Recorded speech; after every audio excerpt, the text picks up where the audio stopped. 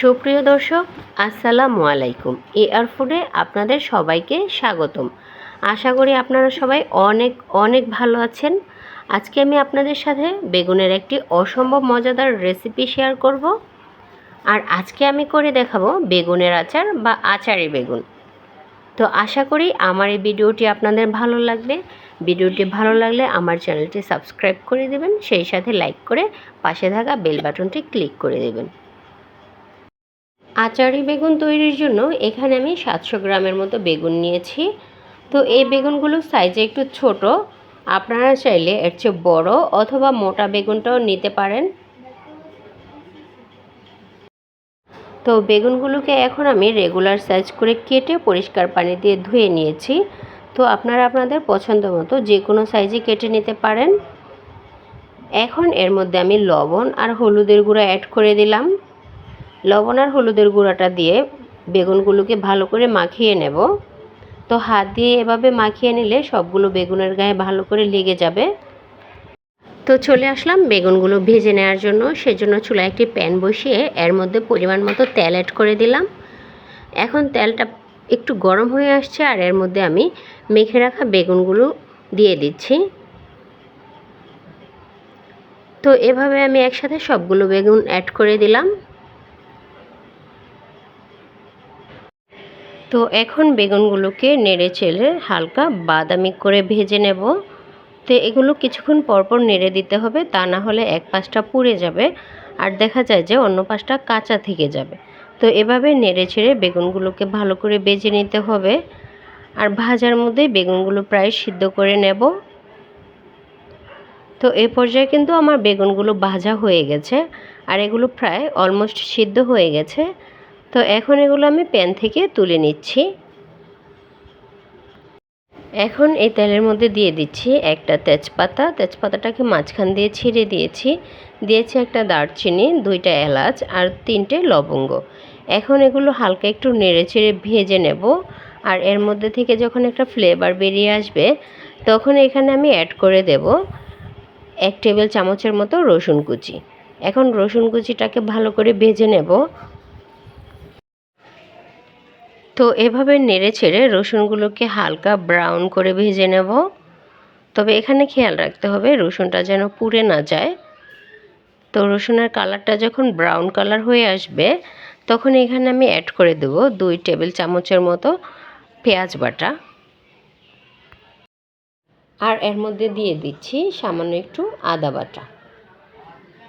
এখন এই বাটা মশলাগুলোকে একটু ভালো করে কষিয়ে নেব। তো এগুলো একটু সময় নিয়ে ভালো করে কষিয়ে নিতে হবে যেন এর মধ্যে কোনো কাঁচা গন্ধ না থাকে। তো সেজন্য আমি একটু সময় নিয়ে ভালো করে কষিয়ে নিলাম। এখন এর মধ্যে আমি সামান্য একটু পানি অ্যাড করে দিচ্ছি। এখন এর মধ্যে অ্যাড করে দিচ্ছি 1 চামচের একটু কম হলুদের গুঁড়া, 1 চামচ মরিচের গুঁড়া আর 1 চামচ 5 ফোড়নের গুঁড়া। এখন এগুলো ভালো করে একটু নেড়ে চেড়ে মিশিয়ে নিচ্ছি। তো এভাবে নেড়ে ছেড়ে ভালো করে মিশিয়ে এগুলো কিছুক্ষণ সময় নিয়ে কষিয়ে নিতে হবে। তো এখানে মশলাটাকে কিন্তু খুব ভালো করে কষিয়ে নিতে হবে। তো মশলাগুলো ভালো করে কষিয়ে নেওয়ার পর এর মধ্যে আমি 2 টেবিল চামচ সরিষা বাটা অ্যাড করে দিলাম। এখন বাকি মশলার সাথে সরিষা বাটাটা খুব ভালো করে মিশিয়ে নিচ্ছি। তো সরিষা বাটাটাকে খুব সুন্দর করে মিশিয়ে নেওয়া হয়ে গেলে সবগুলো মশলা কিছুক্ষণ সময় নিয়ে ভালো করে কষিয়ে নিতে হবে। আর মশলার উপরে যখন তেলটা চলে আসবে তখন বুঝে নিতে হবে যে এটা কষানো হয়ে গেছে। তো এ পর্যায়ে এখানে আমি ভেজে রাখা বেগুনগুলো অ্যাড করে দিচ্ছি। তো বেগুনটাকে এখন বাকি মশলার সাথে খুব ভালো করে মিশিয়ে নিচ্ছি। তো বেগুনটাকে এভাবে নেড়ে চেড়ে কিছুক্ষণ জাল করে নেব যেন এর ভেতরে মশলাটা ঠিকমতো ঢুকতে পারে। তো এভাবে কিছুক্ষণ জাল করে নেওয়ার পর এখানে আমি 1 কাপ পরিমাণ তেঁতুলের মাড় অ্যাড করে দিলাম। এখন সব কিছু একসাথে খুব ভালো করে নেড়ে চেড়ে মিশিয়ে নিচ্ছি। তো এভাবে নেড়ে চেড়ে মিশিয়ে কিছুক্ষণ জাল করে নেব।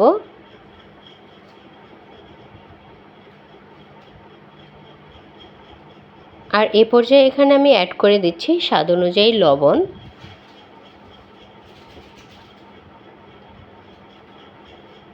তো আবারও সব কিছু একসাথে ভালো করে নেড়েচেড়ে মিশিয়ে নেব।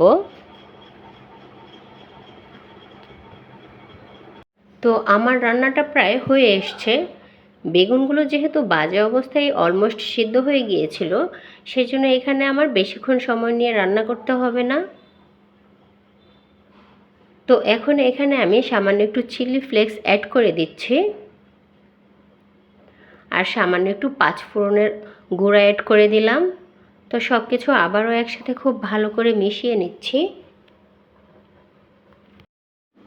তো এভাবে নেড়ে ছেড়ে মিশিয়ে নেওয়া হয়ে গেলে এখানে আমি সামান্য একটু চিনি অ্যাড করে দেব। তো চিনিটা আপনারা আপনাদের প্রয়োজন অনুযায়ী বাড়িয়ে কমিয়ে দিতে পারেন, অথবা চাইলে স্কিপও করতে পারেন। তো চিনিটাকে বাকি উপকরণের সাথে ভালো করে মিশিয়ে নিচ্ছি। তো আমার আচারি বেগুনের এই রেসিপিটি কিন্তু হয়ে গেছে। এখন এখানে আমি সামান্য একটু ভিনেগার অ্যাড করে দিলাম।